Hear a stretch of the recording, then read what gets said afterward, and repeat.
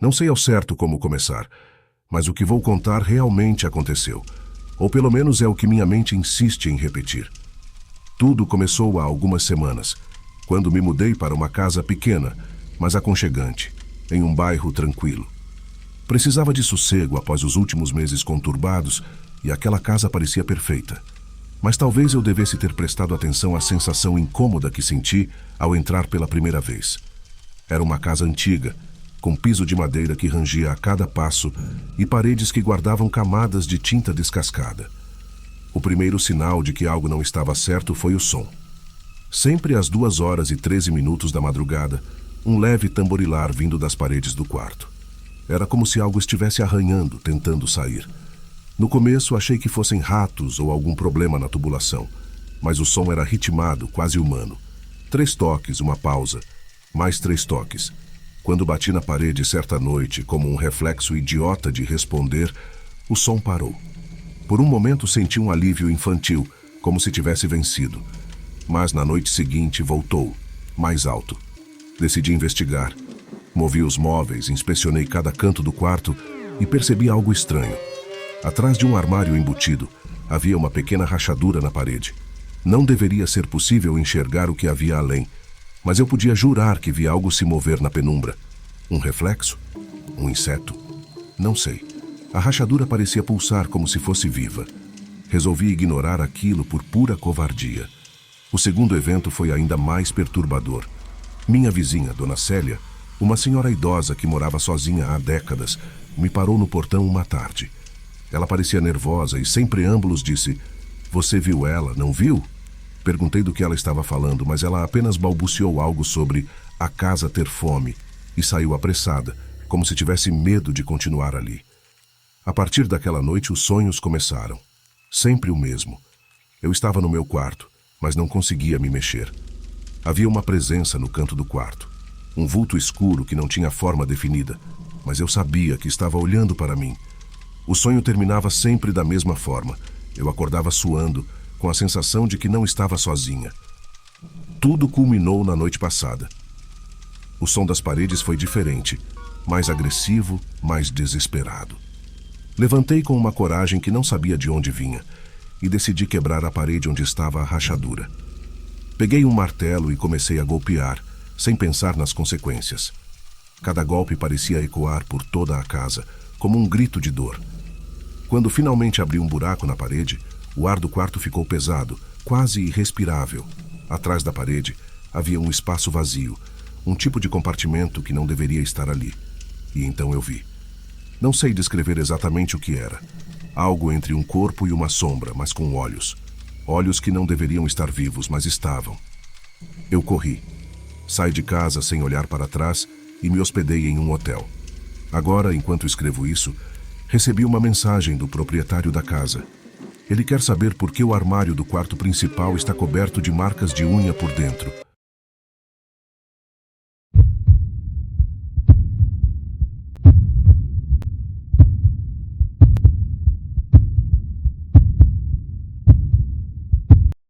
Me chamo João, tenho 46 anos e passo mais tempo na estrada do que em casa. Como caminhoneiro, acostumei-me com a solidão das madrugadas e os trechos desolados que cruzo. Mas houve uma noite, no meio de uma rota isolada, que nunca vou esquecer. Era por volta de 1h30 da manhã. Eu dirigia por uma rodovia deserta no interior, cercada por mata fechada.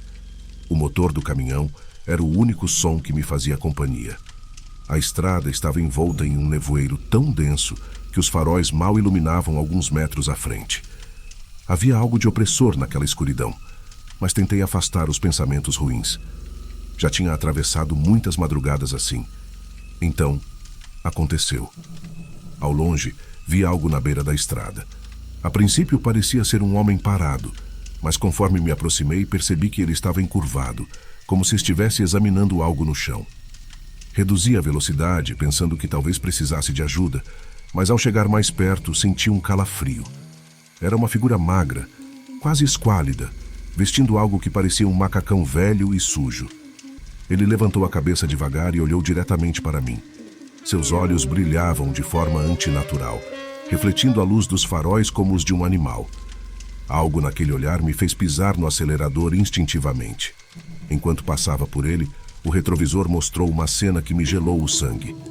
O homem agora estava no meio da pista, parado, mas sua cabeça parecia inclinada em um ângulo estranho, como se me observasse indo embora. O caminhão balançou levemente, como se algo tivesse encostado nele, mas eu não ousava parar. Segui pela estrada, tentando me convencer de que era apenas a fadiga me pregando peças. Mas a sensação de estar sendo observado não passou. Meus olhos voltavam constantemente ao retrovisor, mas a estrada estava vazia. Pelo menos por alguns minutos. De repente, o rádio do caminhão ligou sozinho. Um chiado alto preencheu a cabine, seguido por uma voz baixa e distorcida. Não consegui entender as palavras, mas o tom era ameaçador. Desliguei o rádio com um tapa, mas o som persistiu por alguns segundos antes de finalmente silenciar. Meu coração disparava e minhas mãos estavam suadas no volante. Foi quando o vi novamente. O mesmo homem, parado à frente, bem no meio da estrada. Era impossível ele ter chegado ali tão rápido. Pisei no freio com toda a força e o caminhão derrapou, parando a poucos metros dele. Mas agora ele não estava sozinho. Atrás dele havia várias figuras semelhantes, todas com aqueles olhos brilhantes e cabeças inclinadas em ângulos impossíveis. Sem pensar, dei a ré e manobrei o caminhão, voltando pelo caminho de onde vim. Não importava quanto tempo perderia na entrega. Minha vida era mais importante. Conforme me afastava, os faróis iluminaram brevemente as figuras se movendo em minha direção. Mas eu não fiquei para ver o que aconteceria. Aquele trecho de estrada nunca mais fez parte das minhas rotas. Até hoje, não sei o que vi naquela noite. Meus colegas de profissão riem quando conto a história, dizendo que eram apenas alucinações de um homem cansado. Talvez eles estejam certos, mas toda vez que passo por um trecho deserto de madrugada, sinto novamente aquele calafrio e me pego olhando pelo retrovisor, esperando não encontrar aqueles olhos novamente.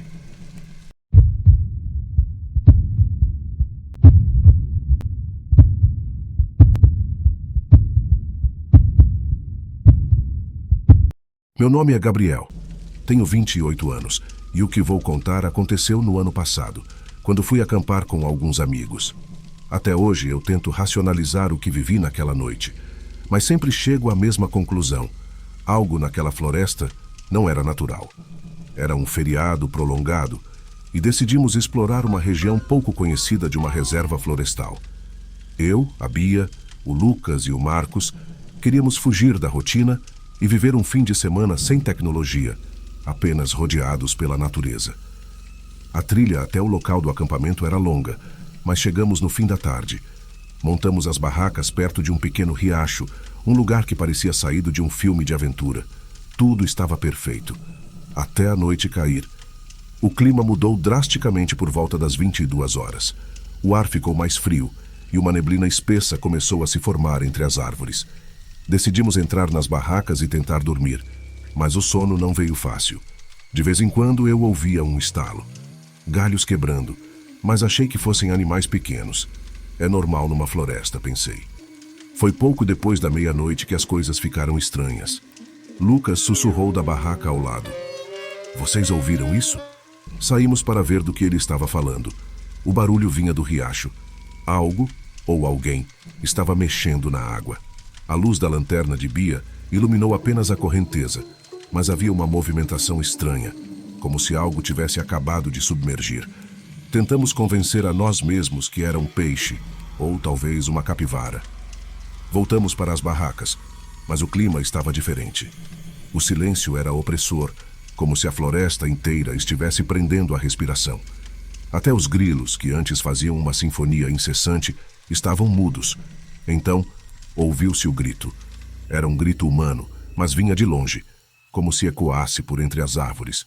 Todos saímos das barracas apavorados. Alguém pode estar perdido, Marcos sugeriu, mas sua voz tremia. Decidimos seguir o som, mesmo com o medo crescendo em nossos peitos. Conforme caminhávamos pela trilha, o grito parou. Em vez disso, ouvimos algo pior. Passos. Eram rápidos e pesados, circulando ao nosso redor, mas não conseguíamos ver nada. As lanternas iluminavam apenas o tronco das árvores e a neblina que parecia mais densa a cada segundo. Lucas gritou, "Quem está aí?" Mas a única resposta foi um ruído seco, como se algo estivesse raspando contra a madeira. Voltamos correndo para o acampamento, mas quando chegamos, percebemos que não estávamos sozinhos. Havia marcas no chão ao redor das barracas, pegadas desiguais, como se fossem de uma pessoa descalça com dedos extremamente longos. Ninguém quis dormir depois disso.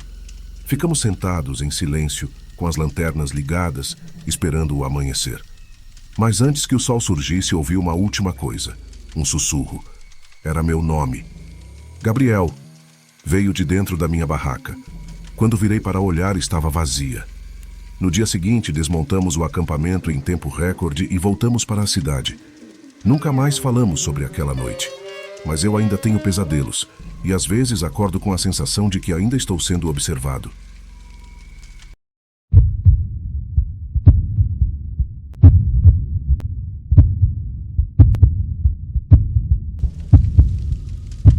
Meu nome é Fábio, tenho 32 anos e nunca fui muito de acreditar em histórias de terror.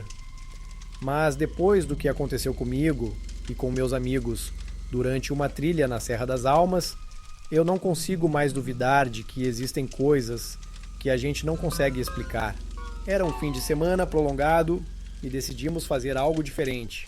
Eu, a Mariana, o Gustavo e o Rafael. Nossa ideia era passar 2 dias explorando as trilhas da serra e acampando em um ponto isolado que um guia local havia recomendado.